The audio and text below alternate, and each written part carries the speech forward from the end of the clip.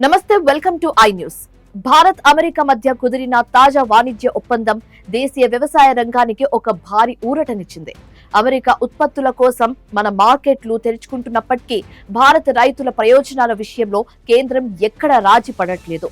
మరోవైపు ఆసియాలోని మరో శక్తివంతమైన దేశం జపాన్ లో నేడు సార్వత్రిక ఎన్నికల పోలింగ్ జరుగుతోంది. తన పదవికి రాజీనామా చేసి మరీ ప్రజల తీర్పు కోరుతున్న ప్రధాని సనే తకైచి భవితవ్యం తేలిపోతుంది.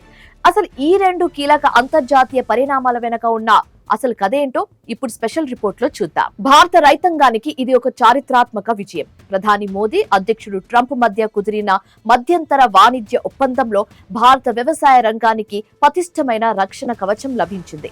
ఫిబ్రవరి 7, 2026న విడుదలైన ఉమ్మడి ప్రకటన ప్రకారం మన దేశీయ రైతుల జీవన ఉపాధిని దెబ్బతీసే గోధుమలు, బియ్యం, మొక్కజొన్న, సోయాబీన్స్, పాడి ఉత్పత్తులు, పాలు, వెన్న, నెయ్యి, చీజ్, పొగాకు వంటి కీలక వస్తువులను ఈ ఒప్పందం నుంచి పూర్తిగా మినహాయించారు. అంటే అమెరికా నుంచి ఈ ఉత్పత్తులు చౌకగా వచ్చినా మన మార్కెట్స్ ను ముంచుతాయి అన్న భయాలకు తెరపడింది. కేంద్ర వాణిజ్య మంత్రి పీయూష్ గోయల్ స్పష్టం చేసినట్టుగా భారత్ రైతుల ప్రయోజనాలు నాన్ నెగోషియబుల్. ఈ ఒప్పందం వల్ల భారతీయ టీ, కాఫీ, మసాలా దినుసులు, పండ్ల ఎగుమతులపై అమెరికాలో సుంకాలు సున్నాకి తగ్గిపోతున్నాయి.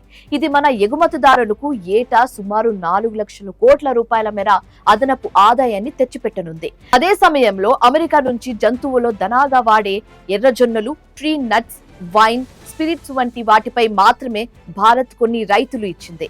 రష్యా నుంచి చమురు దిగుమతులను నిలిపివేయడానికి అంగీకరించిన భారత్ పై గత ఏడాది ఆగస్టులో విధించిన 25% అదనపు సుంకాలను ట్రంప్ ప్రభుత్వం తక్షణమే రద్దు చేసింది. ఇక ప్రపంచం దృష్టిని ఆకర్షిస్తున్న మరో అంశం, జపాన్ చరిత్రలోనే తొలి మహిళా ప్రధాన మంత్రిగా రికార్డు సృష్టించిన సనే తకైచి ప్రజల నుండి నేరుగా తీర్పు కోరుతూ నేడు అంటే ఫిబ్రవరి 8, 2026 ముందస్తు ఎన్నికలకు వెళ్లారు. అధికార లిబరల్ డెమోక్రటిక్ పార్టీ LDP తన పాత మిత్రపక్షం కొమైటోతో బంధం తెంచుకొని జపాన్ ఇన్నోవేషన్ పార్టీతో కొత్త కూటమిని ఏర్పాటు చేసిన తర్వాత జరుగుతున్న మొదటి పరీక్ష ఇది. అయితే పెరుగుతున్న ధరలు, రాజకీయ సంస్కరణలు, దేశ భద్రత వంటి అంశాలే ఈ ఎన్నికల్లో ప్రధాన అజెండాగా మారాయి.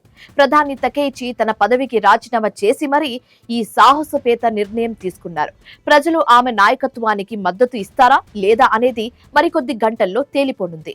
ఒకవైపు భారత్ అమెరికా వాణిజ్య ఒప్పందం బలపడుతుంటే మరోవైపు జపాన్ రాజకీయ ముఖచిత్రం ఏం మలుపు తిరుగుతోందో అన్నది ఆసియా భౌగోళిక రాజకీయాల్లో అత్యంత కీలకంగా మారింది.